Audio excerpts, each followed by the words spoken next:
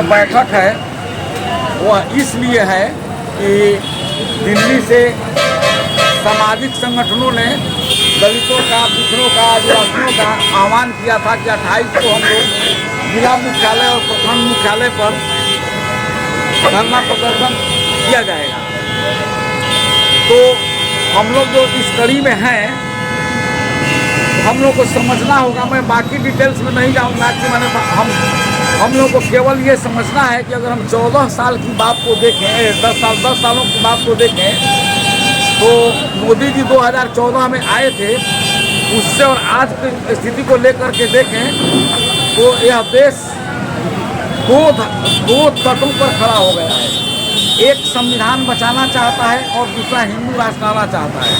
तो हमें इसी पर विचार करना है कि ये सरकार ने संविधान में जो अधिकार मिले थे क्या उसके अनुसार चल रही है, नंबर 1। नंबर 2 कि जो अधिकार मिले थे अगर उस पर नहीं चल रही है तो सरकार क्या कर रही है। तो मैं इस निष्कर्ष पर पहुंच रहा हूं कि ये जो लड़ाई है, आप संविधान को चाहते हैं या हिंदू राष्ट्र को चाहते हैं, इस पर विचार करना है। समय समय पर अगर आप देखेंगे तो 14 सालों में ये जो सरकार है, 3-4 चीजें स्पष्ट रूप से समझ में आती है। 10 सालों में कुछ चीजें, 3-4 चीजें स्पष्ट रूप से प्रकट आ रही हैं।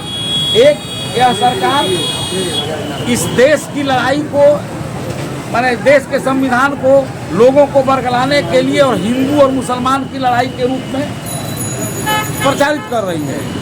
दूसरा, सभी जितने भी संस्थान हैं, सभी संस्थानों पर कब्जा कर करके, और जो यहाँ का सामाजिक कार्यकर्ता हैं, जो बुद्धिजीवी हैं, जो आंदोलनकारी हैं, जो बाबा साहब में विश्वास रखते हैं, उनको अपमानित और प्रताड़ित करने का कोई मौका नहीं छोड़ रही है और संसाधनों पर कब्जा कर चुकी है। तीसरा है आपको कि संविधान को यह समाप्त करना चाह रही है। चौथा जो है आपको अम्बेडकर को, गांधी को, नेहरू को या ऐसे तमाम हमारे जितने बड़े नेता हैं, इनको या तो अपमानित कर रही है या इनको इतिहास से मिटाने का प्रयास कर रही है।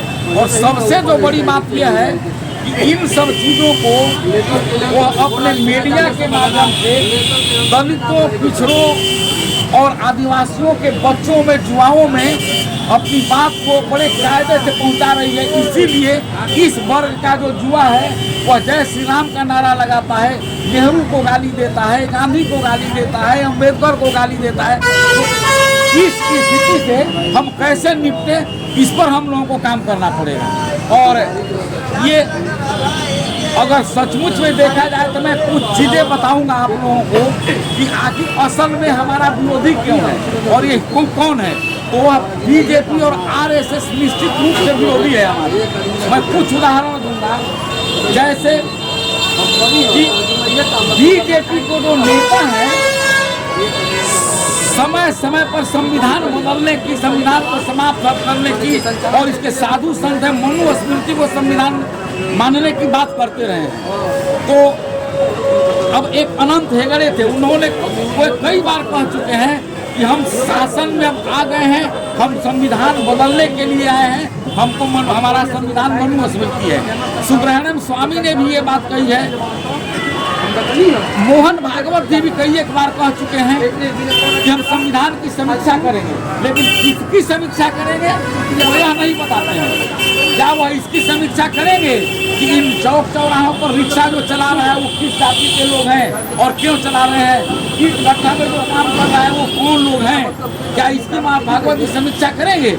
इस तरह से बहुत सारे कार्य हैं जो हमारे इस वर्ग के लोग अपनी रोजी रोटी के लिए ये काम करते हैं। तो जो जितने भी मेहनत वाले काम है, जो मजबूर वर्ग है, वो कौन करता है, इसकी समीक्षा अगर हो तो एक बात होती है। लेकिन ये समीक्षा के नाम पर संविधान को बदल करके मनुस्मृति को लाना चाहते हैं लोग और हिंदू राष्ट्र बनाना चाहते हैं लोग, ये चीज़ें हैं। और इससे भी बड़ी बात, हम लोगों को जो भी दलित, आदिवासी और पिछड़े कि अगर युवा वर्ग जैसा कि राम प्रवेश जी चले गए, लेकिन जैसा कि उन्होंने कहा कि हमारे मोहल्ले में एक रामनारायण भाई का नाम लिया उन्होंने और कहा कि उनके लाके जय श्री राम का नारा लगाते हैं और